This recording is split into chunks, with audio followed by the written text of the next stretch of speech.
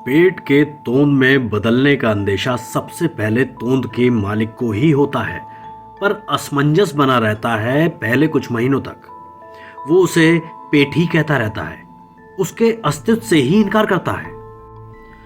हल्के से लेता है वो अपनी तोंद को, समझाता है वो खुद को कि ये लगातार हो रहे शादी ब्याह में उड़ाए गए तर माल का नतीजा भर है।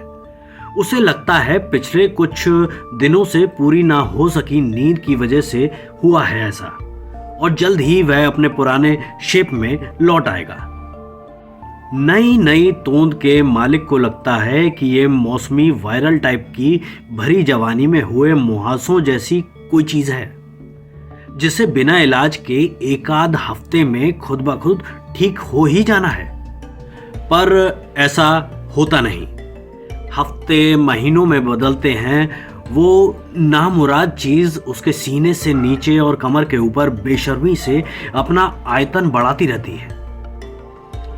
बीवी बच्चे टोकने लगते हैं, ऐसे में वो बीवी के माथे मरता है अपनी तोंद को, उसके बनाए खाने को, उसके जिद करके खरीदे गए टीवी को, रोज रोज आते त्योहारों को, अपने बाप दादाओं की तोंदों सी अनुवंशिकता को इसका जिम्मेदार बताता है। तोंद का जिक्र होते ही मुंह बनाता है, लड़ने भिड़ने पर उतारू होता है और घर का माहौल खराब कर देता है। चाहता ही नहीं कोई यह नाजुक मुद्दा छेड़े। बीवी बच्चे जल्द ही समझदार हो जाते हैं ऐसे में, और तोंद अनदेखी की जाने लगती है। पर तोंद को पसंद नहीं आता अनदेखा किया जाना। वह शर्ट के बटन तोड़कर प्रकट हो जाना चाहती है, हो ही जाती है। मजबूर कर देती है बंदे को कि शर्ट इन करना छोड़ दे।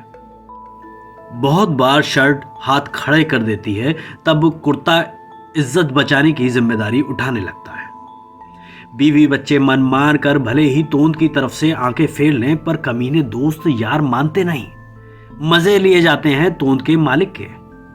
तोंद के फायदे समझाने के साथ साथ उसे तोंद के निकल आने के ऐसे ऐसे कारण बताते हैं जो केवल खून जलाते हैं। तोंद से पीछा छुड़ाने के ऐसे ऐसे जानलेवा तरीके भी बताना भी दोस्त अपना फर्ज समझते हैं, जिन्हें अमल में लाने के चक्कर में बंदे की जान जाते जाते बसती है।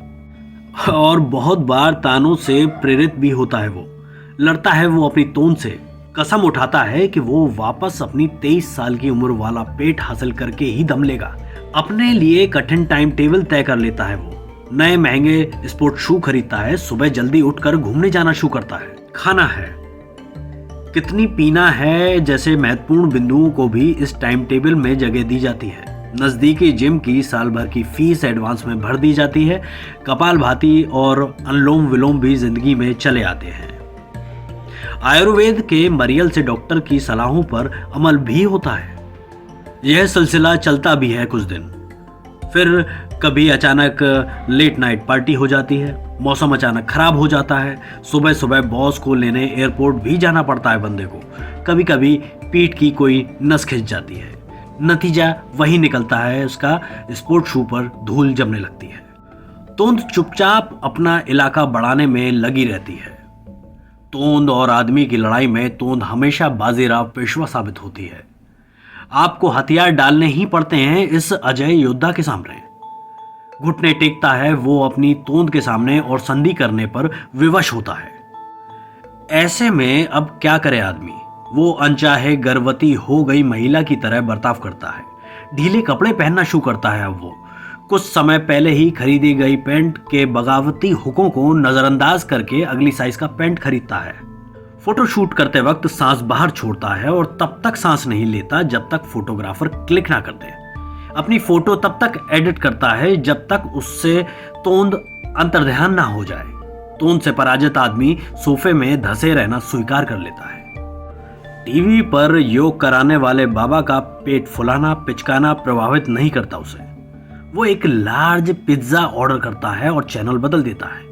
मान लेता है कि वो अब अपने घुटने कभी नहीं देख पाएगा। स्मार्ट लोगों की संगत से बचता है। अब वो अपने जैसे तोंद के मालिक पसंद आने लगते हैं उसे।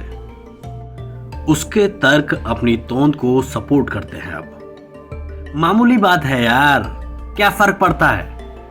किसकी नहीं होती तोंद। खाए पिए लोगों की निशानी है ये भाई। और अंत में ये लोग मान लेते हैं कि एक उम्र के बाद तो सबकी निकल ही आती है।